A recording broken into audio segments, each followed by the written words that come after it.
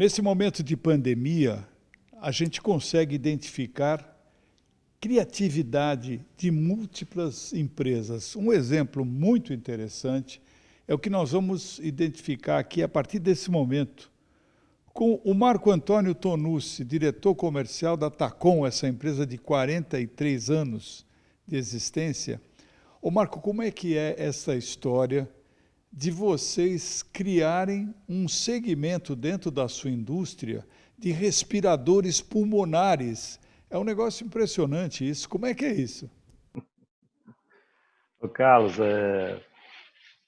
em princípio, muito obrigado aí pela oportunidade de falar sobre o projeto Inspirar, que é um projeto que nos pegou aí durante esse processo de pandemia. Nós fomos contagiados, vamos dizer assim, por essa vontade de ajudar e vontade de fazer alguma coisa. Foi um ano completamente diferente para a gente, está sendo um ano completamente diferente para a gente. Mas isso surgiu, Carlos, em março. Eu estava em casa, todo mundo estava em casa, né? Principalmente no princípio da pandemia, muito todo fechado, lacrado, e assistindo os noticiários e vendo aquela loucura em cima da falta dos ventiladores pulmonares. A gente chama até de respiradores, e é o que todo mundo chama, mas depois eu fui aprender que é ventiladores pulmonares. Mas eu vendo que não tinha muita solução, ia faltar de qualquer jeito no Brasil, os números apontavam para isso. E aí eu nunca tinha ouvido falar nisso, nós nunca mexemos na área de saúde, mas eu comecei, foi uma quinta-feira, eu comecei a estudar para ver o que era respiração mecânica e o que era um ventilador pulmonar. Estudei uns 2 dias sobre o assunto, vi que tinha alguma ligação com o que a gente faz. Tinha tecnologia aplicada, né? Tinha área de mecatrônica aplicada, e eu fui agoniando. Quando chegou no sábado, eu falei, eu tenho que fazer alguma coisa. E nós vamos fazer um ventilador pulmonar. Na época, vamos fazer um respirador pulmonar. Não é uma loucura, o negócio, nós estamos falando do equipamento mais complexo de um CTI, né? Da área de suporte à vida, é o equipamento mais complexo. Liguei imediatamente para 2 sócios meus, falei, olha, eu estou querendo começar um projeto social, dentro da linha de projeto social, nada a ver com a empresa. Quero saber se vocês embarcam comigo nessa iniciativa. Na mesma hora, a Cláudia e o Rony toparam, e aí nós fomos começar a pensar o que era isso. E aí na mesma hora, liguei para 2 grupos que eu tinha no WhatsApp de colegas antigos, falei, eu preciso colocar a mão num ventilador pulmonar para poder entender o que é isso. E aí consegui um em Barbacena, 160 quilômetros daqui, fui lá na mesma hora, busquei, mas era um ventilador muito antigo, muito mecânico. Eu falei, não, essa praia aqui não é a nossa, essa aqui nós não vamos ter jeito. Não adianta querer ir por esse lado aqui, que não é o nosso negócio. E aí partimos literalmente do zero. Nós só imaginávamos que aquilo ali era alguma coisa que eu precisava controlar o volume, a pressão, a frequência e coisas desse tipo assim, num sistema de ventilação. Nos primeiros 2 dias de pesquisa, a gente viu que todos os ventiladores utilizavam válvulas importadas de controle, né? Eu falei, a parte eletrônica, a parte de programação é o nosso core, é o que a gente faz na Tacom na área de mobilidade, né? Nós temos uma estrutura muito forte, muito grande nessa área de programação, de desenvolvimento, de TI. Mas na parte de controle, quer dizer, eu precisava controlar alguma coisa, e era válvulas. E a gente tentou, viu logo que tinha 2 ou 3 fornecedores no mundo e que eles tinham fechado para o mundo inteiro, ou seja, não forneciam aquilo para ninguém mais. A Parker Suíça e mais uns 2. Falamos, então a coisa ficou um pouco mais complicada. Nós vamos ter que partir para fazer um sistema de válvulas para um ventilador pulmonar, quer dizer, a coisa ficou bem mais complexa. E aí saímos do zero, quais seriam os modelos, o que a gente poderia fazer, e o fato é que com uma semana a gente tinha um conjunto de válvulas funcionando, completamente digitais, dentro de um conceito que não se usa, elas são revolucionárias do ponto de vista conceitual na área de ventiladores pulmonares. E foi assim, uma semana quase que noite e dia tentando chegar no melhor modelo, para que lado a gente iria, né? Quando a gente viu que a gente conseguiu uma válvula que nos dava a resposta, quer dizer, a gente viu que ela fazia o que a gente queria, que era controlar o volume, era dócil, ou seja, dali para frente bastava a camada de comando. Nós falamos, olha, a gente vai ter um equipamento. Agora nós temos que refinar esse conjunto do ponto de vista mecânico e temos que partir para entender como são as funcionalidades, né? E aí o fato é que 21 dias depois nós tínhamos um ventilador pulmonar em teste dentro da escola de veterinária da UFMG, fazendo respirar um suíno de 50 e poucos quilos de forma completamente eletrônica, 21 dias depois. Foi um feito maravilhoso, Carlos. Só para a gente ter uma ideia de comparação, eu sei que são coisas completamente distintas, apesar de que tecnologicamente o nosso equipamento ficou um pouquinho mais evoluído. A NASA gastou 47 dias para fazer o dela.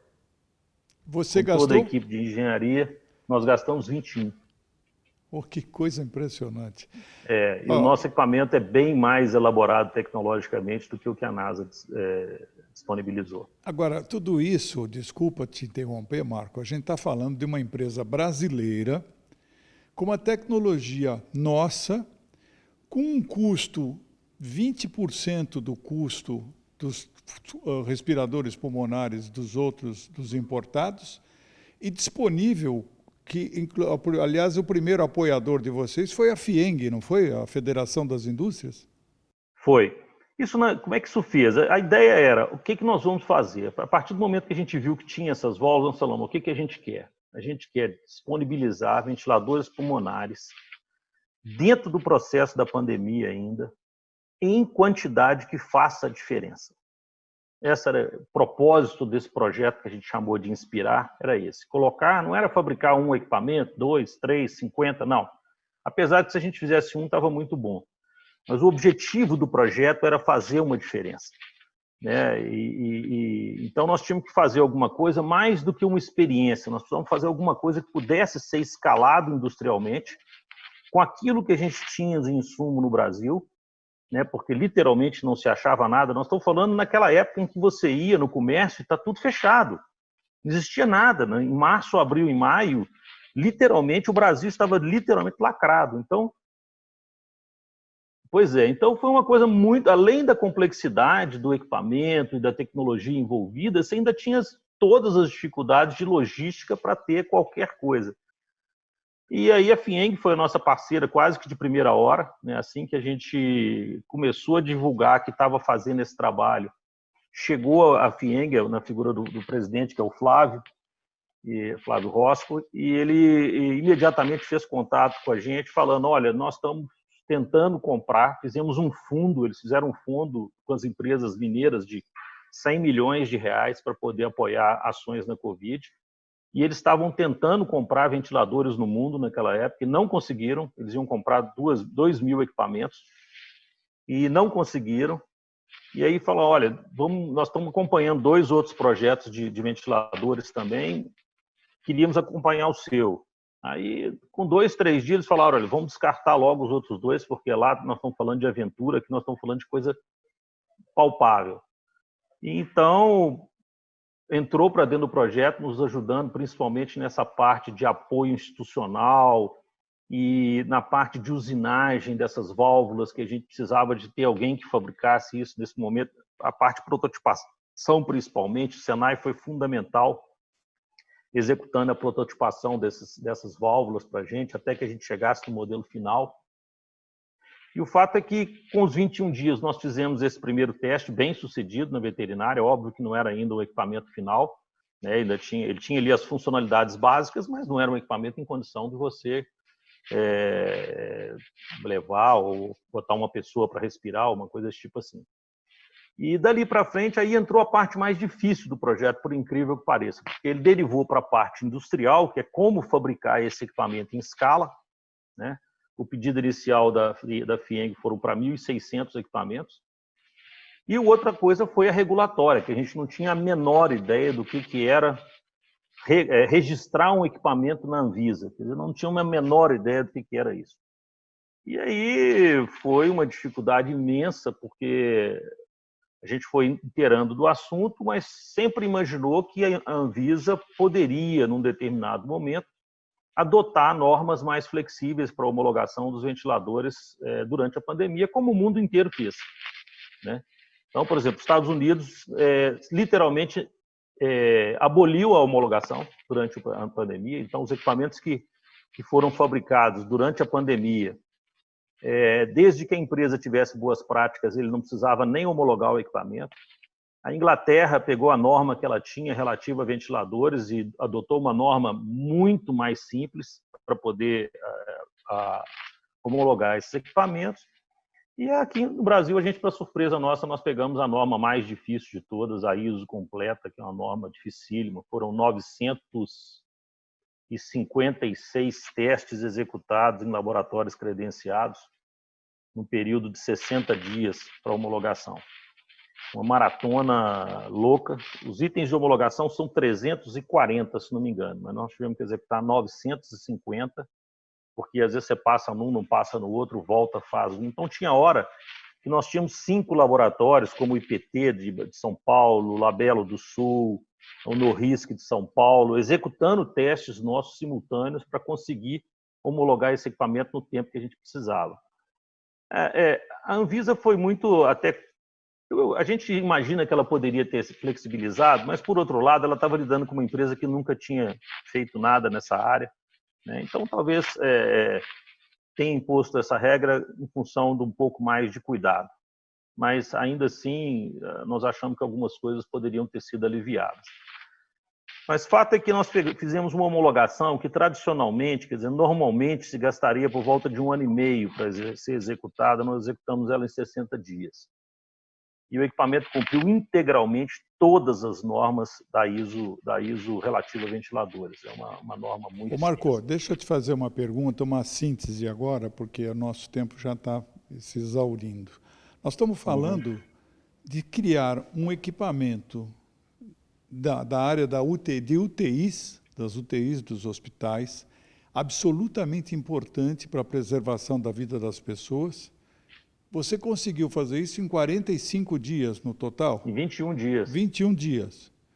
21 Quantos dias. equipamentos você já tem fabricado?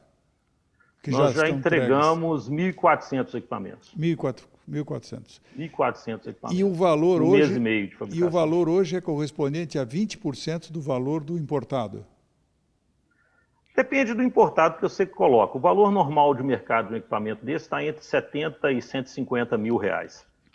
Esses equipamentos foram vendidos no convênio que foi feito com a Fieng na ordem de 20 mil reais. Que coisa impressionante, hein? O preço de mercado dele é por volta de 30, mas como foi um convênio em que as empresas zeraram suas margens de lucro para poder fazer esse fornecimento à Fieng, para que a Fieng doasse esses 1.600 equipamentos ao governo do Estado, eles saíram por volta de 20 mil reais. Bom, olha, eu só estou aqui para primeiro, reconhecer o seu trabalho espetacular. Esse é o projeto chamado Inspirar, que depende muito da inspiração humanitária de vocês, empresários mineiros, que têm um trabalho fabuloso, e parabenizá-lo pela iniciativa. E a gente fez questão de fazer um registro aqui seu, tá bom? Tá ótimo. Carlos, eu que agradeço mais uma vez pela oportunidade. Tá?